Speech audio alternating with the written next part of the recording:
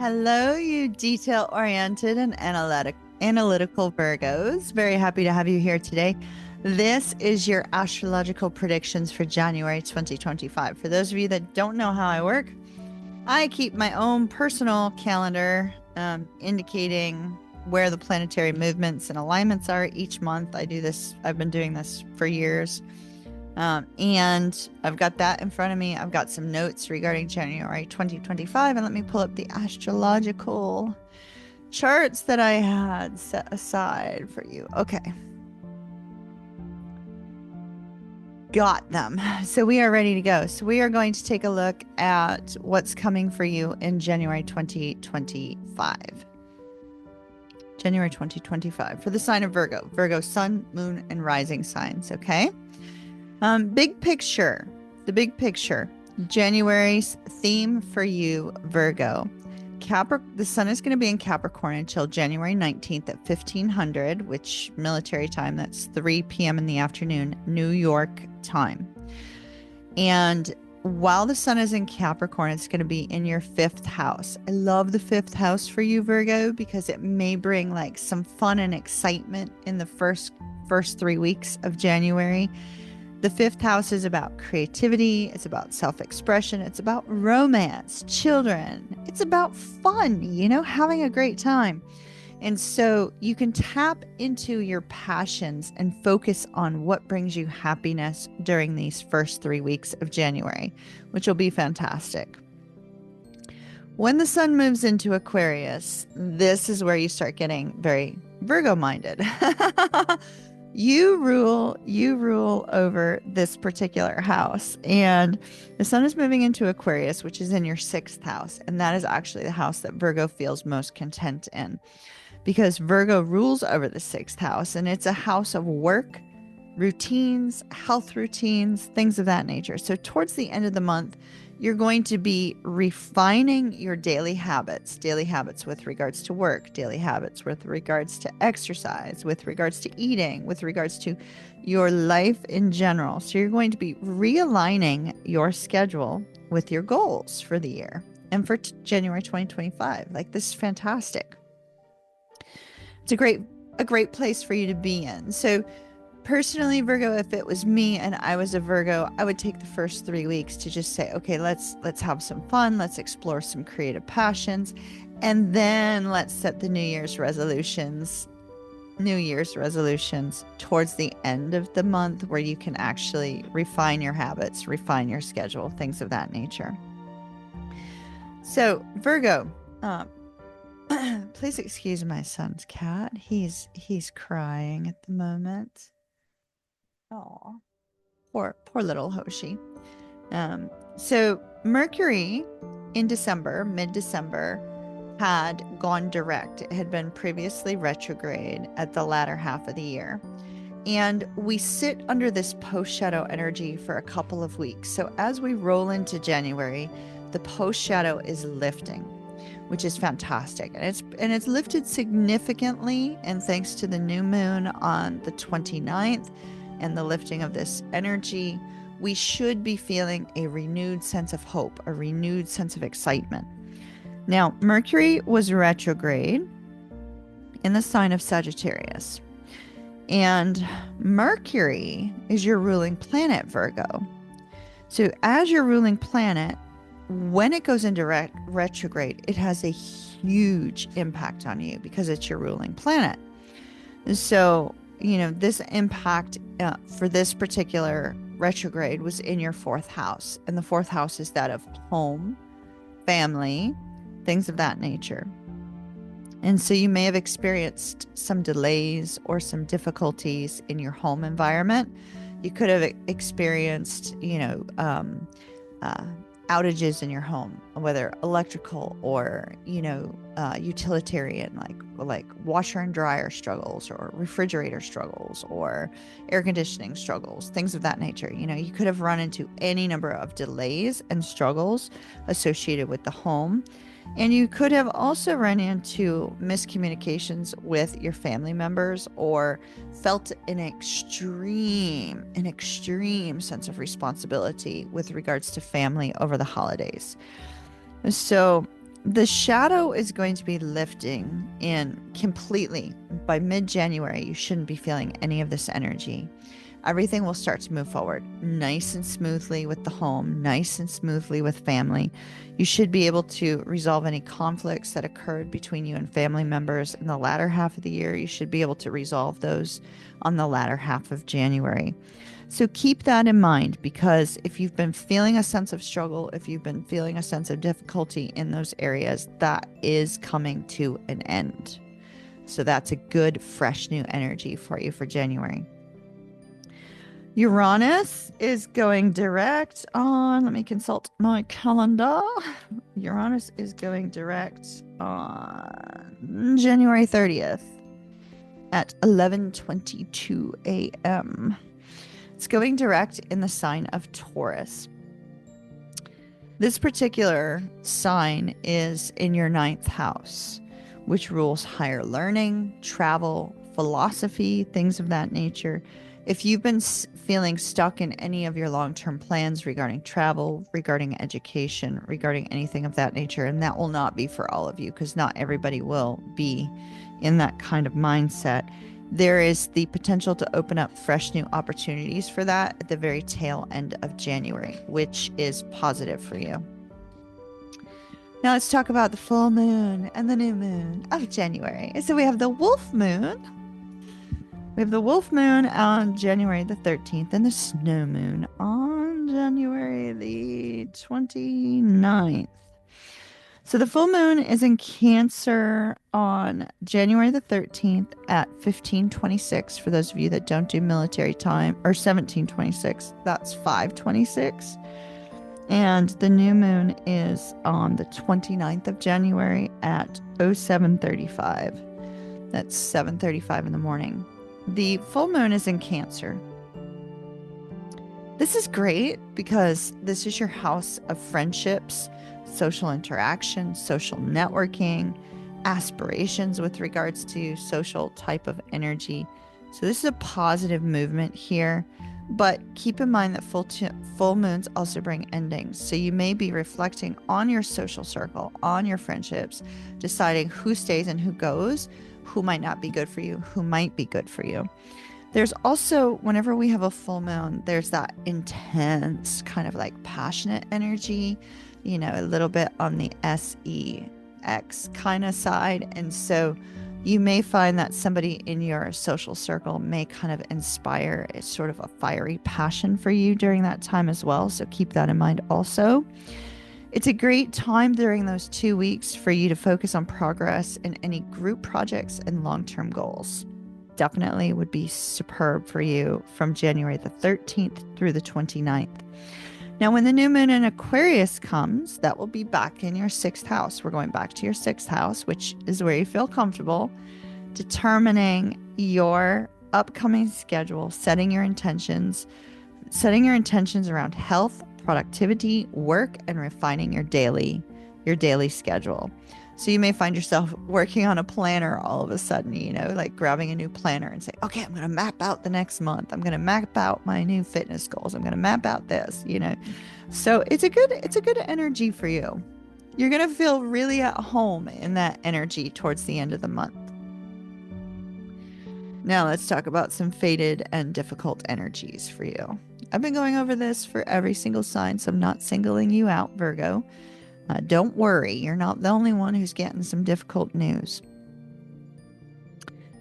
We have 3 strong influences that I'm looking at for January 25. Chiron, Black Moon Lilith, and Vertex. So Vertex brings about fated energy, kind of like karmic energy. So that's actually could be potentially positive. I'll look at my notes here. It does appear to be in your 6th house, so I'm expecting it to be positive for you. Because once again, that's also your house that you rule over. Chiron is our wounded healer. When Chiron comes about, we are forced to face transformation regarding some sort of aspect of our life that needs healing. And we will be continually faced with difficulties in this arena until we heal those old wounds that Chiron's saying it's time to heal, time to heal, time to deal with this. Until we face it and address it, we'll be dealing with that kind of energy. So Chiron in the month of January is in the sign of Aries. This is going to be tough for you, Virgo. I'm not going to sugarcoat it because it's in your 8th house of transformation and shared resources. This is a time where if you're going to do your taxes, do them, do not lie. Trust me on that.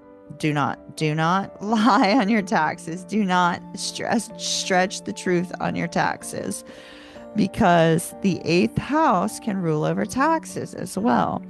This is a tough energy for you. This is going to bring about a sense of vulnerability in the financial front, vulnerability in partnerships. So you're going to have to face some insecurities associated with this 8th house.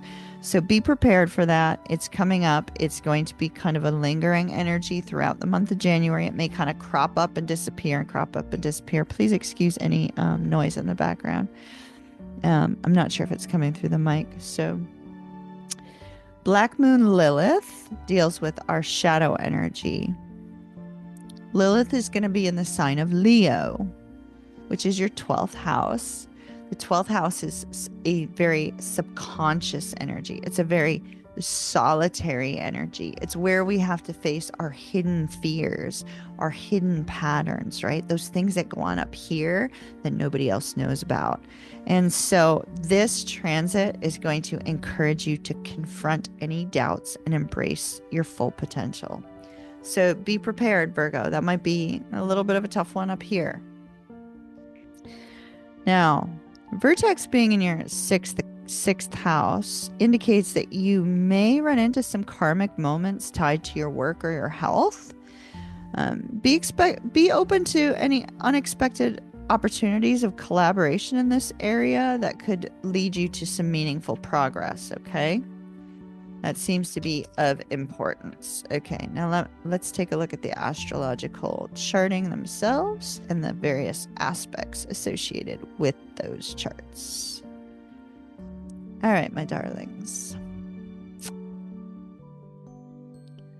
On January the 6th, Virgo, your ruling planet Mercury squares Neptune. When we have a square, it can be a difficult energy. So on January 6th, your communication might be kind of muddled by Neptune's energy. You could have some foggy thinking, especially with regards to partnerships or professional discussions. You may actually get into your head, Virgo, about some of these things where you may start replaying these discussions in your head, thinking, oh my goodness, I messed up here, blah, blah, blah. Don't worry about it. Misunderstandings are possible on the 6th, so just use caution with your words, but don't be overly stressed out about it. Focus on creative projects and avoid making any major decisions on January 6th until your mind becomes clear again. It'll take a few days for the energy to shift, but be aware this is coming up. Your Mercury, your ruling planet, also squares the node on January the 8th.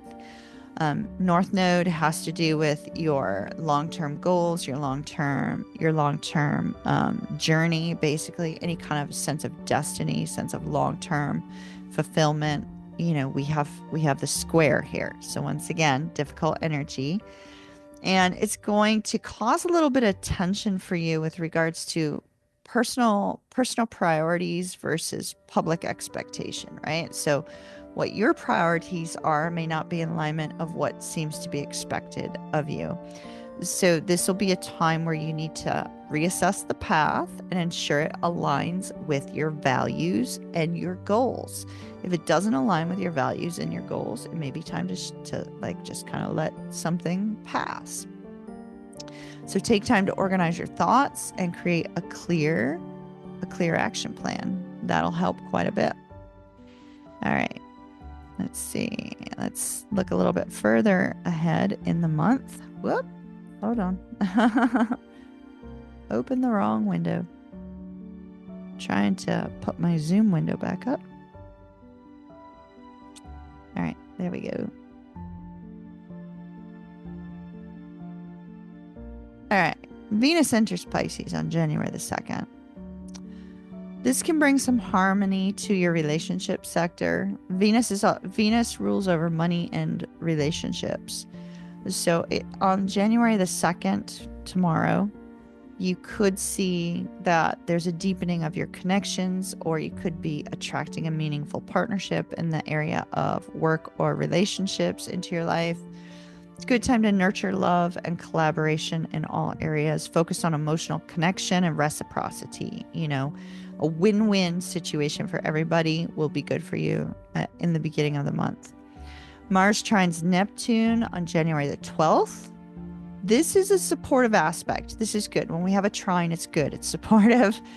And Mars and Neptune will enhance your creative and spiritual energy, and it will help you to channel your dreams into action, particularly in any kind of artistic pursuits or anything of that nature. All right. So strongly keep that in mind. We also have your ruling planet again opposes Mars on the 23rd. So Mercury opposes Mars on the 23rd of January. This can bring challenges in communication, particularly in work and routines. There could be tensions that arise from this. So you're going to need to stay mindful. Beware that you could impulsively react, and you need to try to fight impulsively reacting around the 23rd and avoiding any arguments that could come from that.